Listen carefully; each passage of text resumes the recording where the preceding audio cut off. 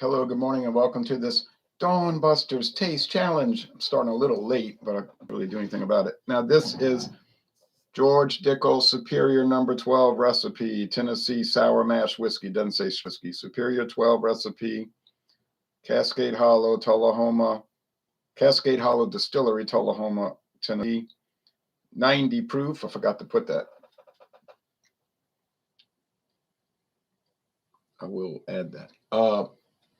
This is produced by Diageo, the owners of George Dickel Now. George Dickel was started in 1870. They tout chill filtering. They say, we develop chill filtering. We use it because it's better. Now, that's their opinion. You say, what's your opinion? I don't have an opinion, actually, about that.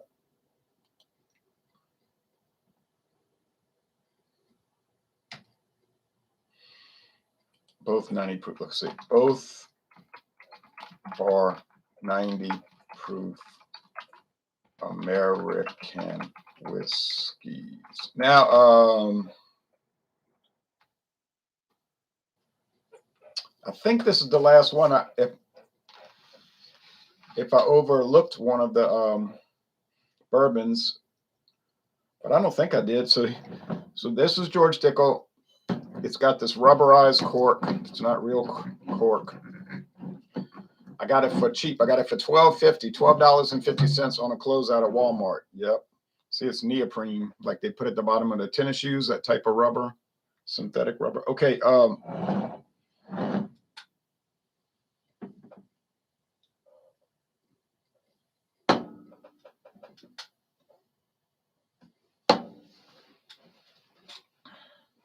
There's George Dickel.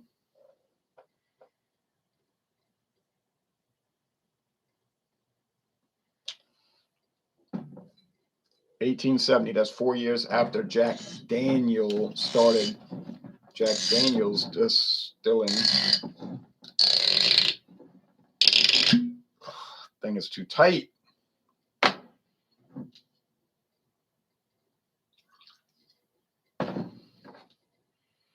Peated whiskey. It's bourbon whiskey with added peated barley, aged 2 years. I was reading last night before we went on with our theme show, Winter Beers for Winter. I was reading on the website for Tax and Trade Bureau, looking at, was I missing something? What is the rules for straight bourbon versus bourbon? The only difference I could notice was that straight bourbon has to be aged at least 2 years. And just bourbon has no age requirement. It has to be aged in new charred oak barrels, but it doesn't have a specific time period. It'd just be minimum. But I said, I don't know why this would not be straight bourbon. But anyway, it can't be that. Now you might say, oh, they're aging it in used barrels. No, because then it wouldn't be able. They couldn't call it bourbon at all. They would have to call it whiskey. So I don't know. Now the George Dickel, they're not calling it straight whiskey, straight Tennessee whiskey. I know it's aged over 2 years because there's no age statement. If you have a whiskey aged less than 4 years, you have to put an age statement. So there's no age statement. So we know it's at least 4 years. Could it be that they're putting it in used barrels? Yeah, could be. That's why I'm just calling it whiskey. All right, George Dickel's pretty popular, so no complaints from me. Didn't need tags because the Kings County is dark copper. The Dickel is amber. The Cascade Hollow from Dickel is fine. This one's fine, but they have a weird Flintstone vitamin flavor, and that may not be fine. You could say no. That's some kind of flaw. It shouldn't have that. I mean, it might just be the character. They're obviously not saying, no, we want to make this stuff taste like Flintstone vitamins. That's the goal. That's the goal.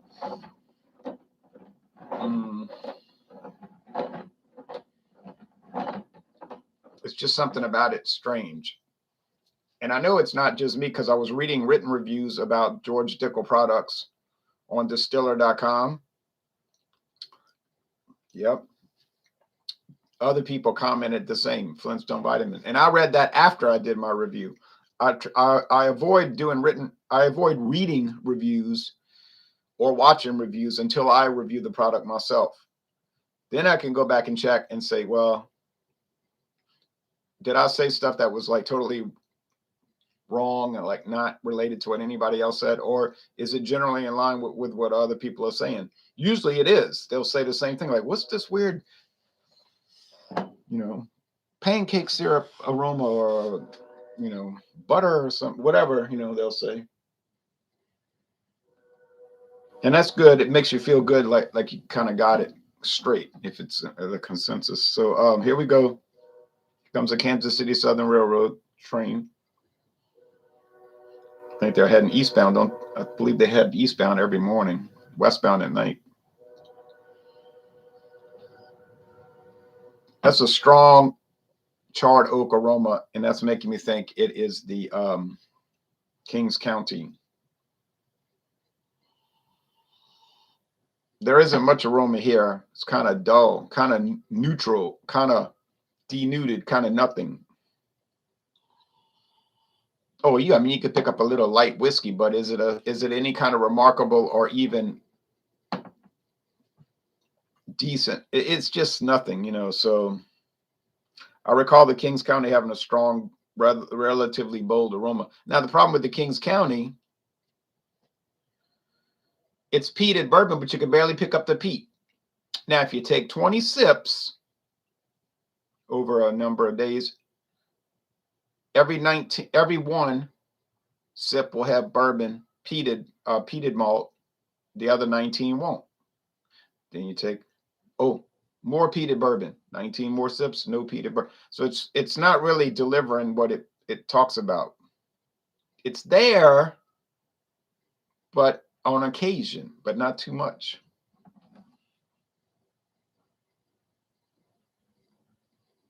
All right.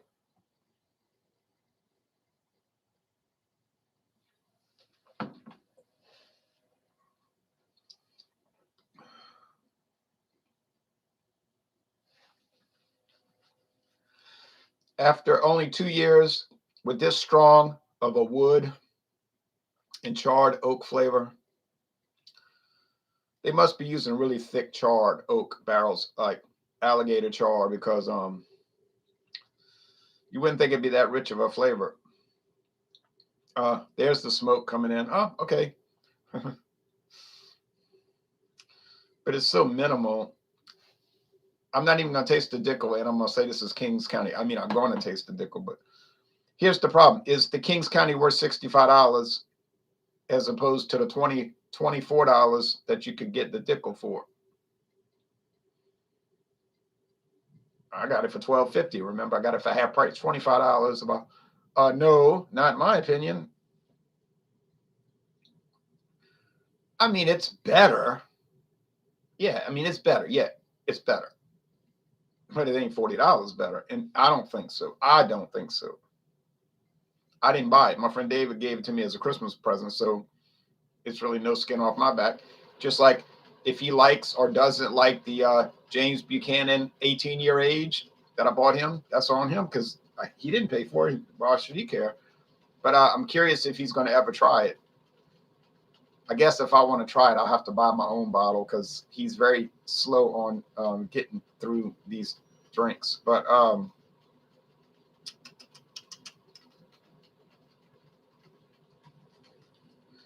do plan to buy it. I plan to buy the James Buchanan Master, the James Buchanan 18-year age. Yes, yes, yes. Okay, here we go.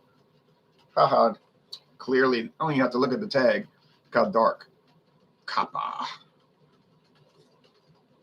Now let's taste the Dickel.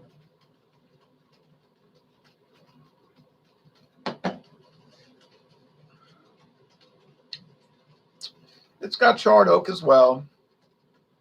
It's charcoal mellowed like Jack Daniels, dripped through the charcoal column. People say that's why it's not a bourbon. Wrong.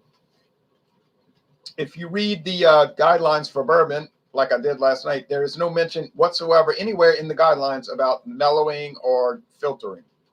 Whether you filter it or don't filter it, or charcoal filter it or chill filter it, is totally irrelevant to whether it qualifies or disqualifies as bourbon. You say, well, the Tennessee whiskey people don't want to hear that.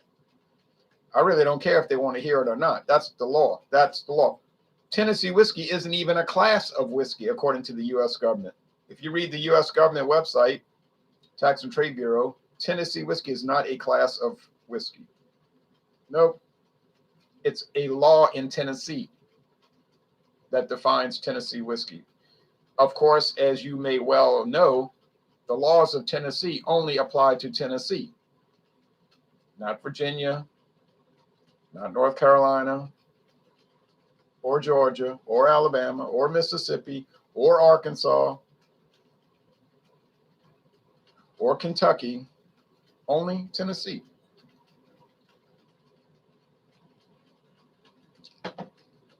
So they could enforce it there, but nowhere else. No. B Aviation, buenos dias. Buenos dias to you, Bryce Regal. Good morning, sir. Morning to you. So, well, I will say this. The Cascade Hollow version, the 3-year age, George Dickel, is a lot more Flintstone vitamin tasting, like blah, blah, blah. This one is a more refined product. It ought to be. It's more expensive, and it's aged longer. And it's still in production. The Cascade Hollow is gone, but you probably find it around if you search long enough, I guess. Have I seen it since it sold out at Discount Depot? Actually, I have not seen it. They put the Cascade Hollow liter bottles on the shelf, and it had a bunch. They might have had 36 bottles. Had it for $7.99. I bought 2 bottles. No, it was $8.99. Let me retract that. $8.99, still $8.99 for a liter of George Dickel. I mean, come on. Went back the next month. No sign of it. So that means, you know, I'm not the only person out there scouting whiskey, or the Whiskey Scout in Kansas is not the only one out there scouting. They got a lot of people in New Orleans, Louisiana area that are scouting it. West bank of the river, east bank, west of the city, upriver, east of the city by Slidell and the North Shore. You know, once you cross the Interstate 10 bridge east of New Orleans, you're on the North Shore of Lake Pontchartrain, then you get to Mississippi. They're out there like me, looking around, snooping around, checking it out. They don't have a video channel, most of them. Some might, I don't know of it. But believe me, they're out there snooping around looking for everything like me. Or David, you know. So when these deals come up and you say, oh, I'll get it next time. No, you're not going to get it next time, because there ain't going to be a next time. It's going to be gone. Okay. Good morning, Ron, checking in. Hey, Jeep and Foodie. Thanks for watching. So that's a rule. Oh, now, before we go to that, who wins this? Well, you see, on flavor only, the Kings County wins. I would say so, yes. Got like this candy corn, caramel, sugar, very candy-like. Charred oak. Bourbon oftentimes tastes like candy to me, like a caramel candy, sugar candy, corn, syrup candy. Very common thing. Canadian whiskey, that'll start to taste like rock candy. You know, the rock candy. But they used to sell a lot. They still sell it in those old-timey stores on a stick.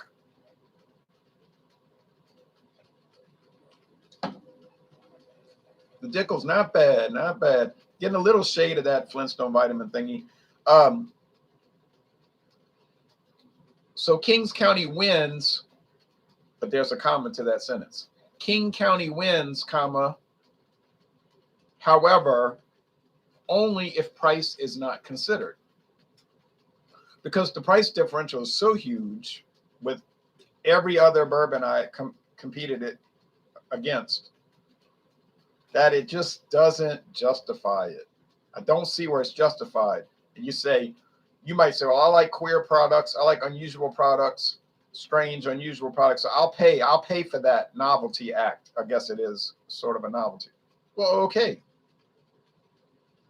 It's like buying crackers that are shaped like Christmas trees and stars during the holiday season. You're paying a lot more. You're getting a lot less in the box. And it tastes like crackers, maybe with a little garlic and parsley on it. And why? Because it's shaped like a Christmas tree and a star. It's not really worth the double price for that. He said, well, I gave it as a gift because it was Christmas time. But yeah, that's, fine. But that's kind of like what you're doing here. You're paying a lot more, but the payoff isn't that great. So I'm going to honestly, see, I do take value into consideration because most of us got to buy the stuff, right? Yes. So I'm going to say, all things considered, I'm going to give the victory to George Dickel, considering price point and everything. I think it's a good substitute as far as value and everything. Our 90 proof Tennessee whiskey, we blend older whiskeys to achieve deep.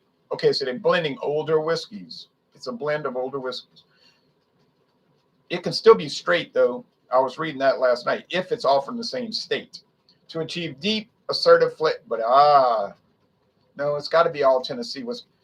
Deep, assertive flavors with incredibly smooth finish. Bold and brazen, I wouldn't go that far. This is our recipe number 12. Concentrated flavors of rich oak and soda vanilla lead to a long finish with hints of maple, butter, and smoke. A whiskey with enormous depth, range, personality, considered by many to be the gold standard of Tennessee whiskey. Perhaps. Specifics. 84% corn, 8% rye, 8% malted barley.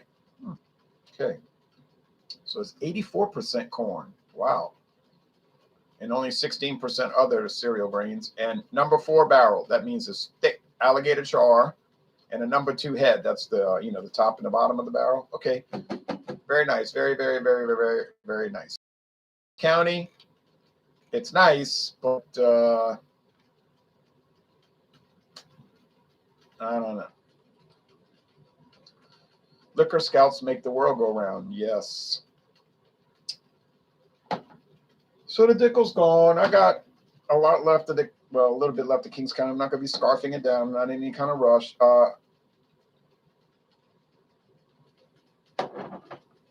Tomorrow night, Fandango Friday with liqueurs. If you want to join us for that, or liquor, we amended it. Now you can join with liquor or liqueurs because people were having trouble finding liqueurs, and I'm not that, like fixated on things like, oh, it's got to be liqueurs. I'm unanimous in that. I mean, yeah, if you want to bring liquor, fine, but we have to have some cutoff. Somebody wanted to join last week with beer. I said no, because then the whole plot starts to collapse. Liquor and liqueurs especially get ignored. So that was my whole reason for that. So then you start letting beer come in, and it becomes just Wild Card Friday, and there's no focus. And I'm going to keep the focus whether I'm doing it alone or not, but I don't think I'll be doing it alone. I think the same guy writes every whiskey description for every company. Hi, it sounds like it. It really does. If you read all these whiskey company websites, it's all the same cadence, the same like flowery language, same adjectives and everything. So it's probably some company that they contract with that writes product descriptions. And it's like, Metropolitan Product Descriptors is your best bet for, making your website exciting and amenable, and so on. So they make a deal and they write it for them. It's always the same cadence. It's like somebody that speaks the same way every time, and you're like, are you copying him? So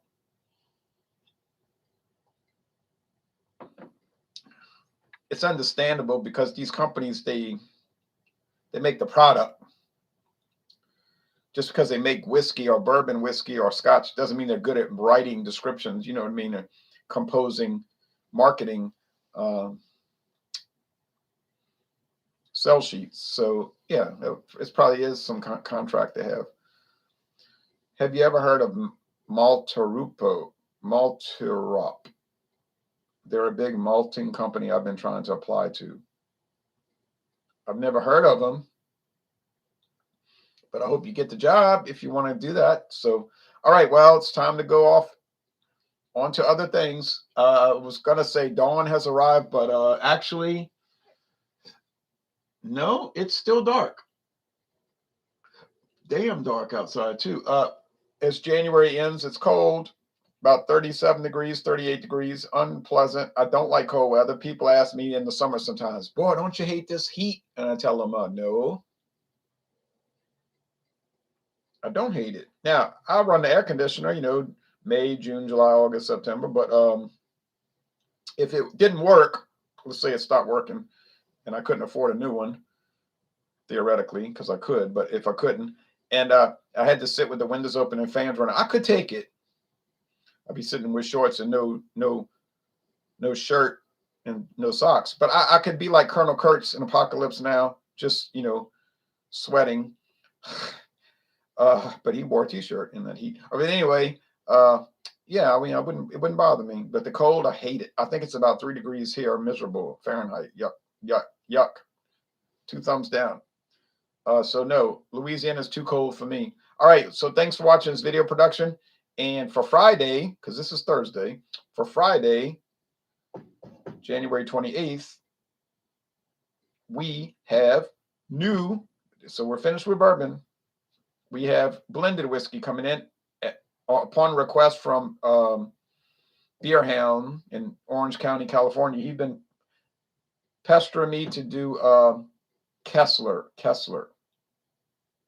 Only paid $12.99 for the handle, so I said I'll do it. So we'll see how Kessler does against the other blended whiskeys. My prediction is going to do so-so. It's not exactly going to dominate. It will not dominate. No.